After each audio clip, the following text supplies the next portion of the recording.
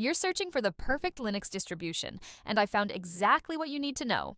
I've analyzed beginner friendliness, stability, community support, and learning curves across Linux Mint, Ubuntu, Fedora, and Arch.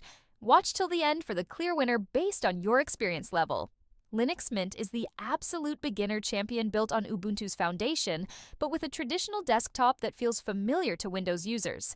It's incredibly stable, rarely breaks during updates, and everything just works out of the box. The Cinnamon desktop environment provides that classic taskbar and menu system everyone understands. Perfect if you want zero learning curve. Ubuntu is the most popular choice with massive community support, making it easy to find help for any problem. It uses GNOME Desktop by default, which might confuse Windows users initially, but Ubuntu has the largest software repository and best hardware compatibility. Great for beginners who want cutting-edge features and don't mind adapting to new interfaces.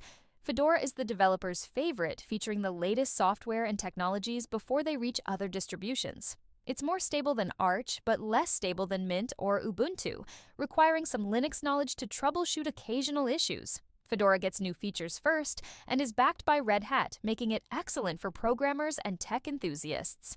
Arch Linux is the ultimate power user experience, designed for those who want complete control over their system.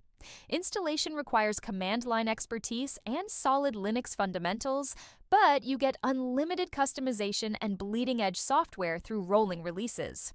Most YouTubers and Linux experts use Arch because it teaches you how Linux actually works. Choose Linux Mint for absolute beginners wanting Windows-like experience, Ubuntu for beginners who want popular support and modern features, Fedora for developers wanting latest software, and Arch only if you're experienced and love learning.